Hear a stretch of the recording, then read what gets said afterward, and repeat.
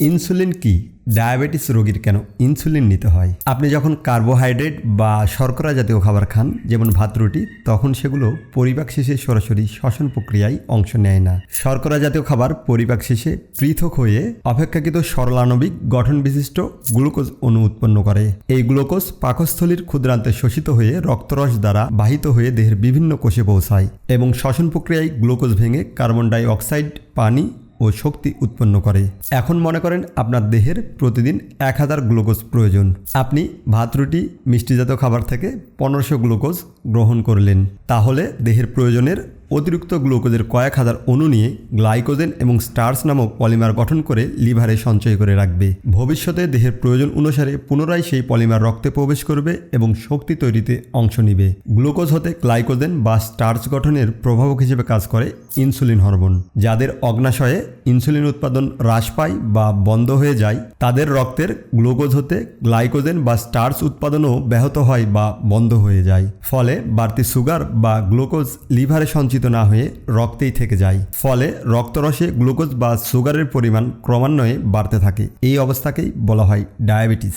আমাদের শরীরে সাধারণত গ্লুকোজের পরিমাণ 3.3 থেকে 6.9 মিলিমোল পার লিটার থাকে। খালি পেটে যদি 7 মিলিমোল পার লিটার থাকে এবং খাবার গ্রহণের পর 11 মিলিমোল পার লিটারের বেশি থাকে, তবে তার ডায়াবেটিস আছে বলে ধরে নেওয়া হয়। যাদের ডায়াবেটিস আছে তাদের শরীর প্রয়োজনের তুলনায় ইনসুলিন তৈরি করতে পারে না, যার কারণে তাদের ইনসুলিন পুশ করতে হয়। সামারি করে সহজে বললে, ইনসুলিন রক্তে চিনির মাত্রা নিয়ন্ত্রণ করে। অতিরিক্ত চিনি দেহের ভবিষ্যতের প্রয়োজনের জন্য লিভারে সঞ্চয় করে রাখে, আর এই সঞ্চয় প্রক্রিয়া সম্প্রদানের জন্য ইনসুলিন হরমোনের প্রয়োজন হয়। অতিরিক্ত চিনি খাওয়ার কারণে একসময় ইনসুলিন হরমোন তৈরি হওয়া কমে যায় বা বন্ধ হয়ে যায়। তখন গ্রহণকৃত সকল চিনি রক্তে থেকে যায়, আর এই স্টেপকে আমরা বলি ডায়াবেটিস। আপনি যত বেশি চিনি খাবেন, আপনার শরীরকে তত বেশি ইনসুলিন হরমোন তৈরি করতে হবে। তাই সাবধান।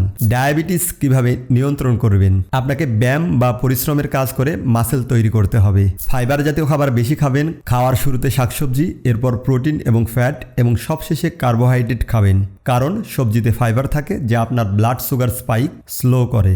ব্যায়াম করলে অবশ্যই ওজন উত্তোলনের ব্যায়াম করতে হবে। এছাড়া মিষ্টি জাতীয় খাবার প্রয়োজন ছাড়া খাওয়া যাবে না, শুধুমাত্র হাইপো হলে তখনই খাবেন। শর্করা জাতীয় খাবার কম খাবেন। জাঙ্ক ফুড, কোমল পানীয়, অতিরিক্ত লবণ ও চর্বি খাবেন না। অবশ্যই সময় মতো খাবার খেতে হবে। ব্যায়াম কিংবা পরিশ্রমের কাজ করতে না পারলে অন্তত হাঁটাহাঁটি করুন। ডায়াবেটিস নিয়ন্ত্রণে অনেক ডাক্তারই মোরিঙ্গা পাতার গুঁড়া খাওয়ার পরামর্শ দেন। চাইলে নিজে বানিয়ে খেতে পারেন, কিংবা আমার কাছ থেকে অরিজিনাল মোরিঙ্গা পাতা গুঁড়া নিতে মেসেজ করতে পারেন, ফলো করতে পারেন, কারণ আমরা একসাথে ফিট থাকবো ইনশাল্লাহ।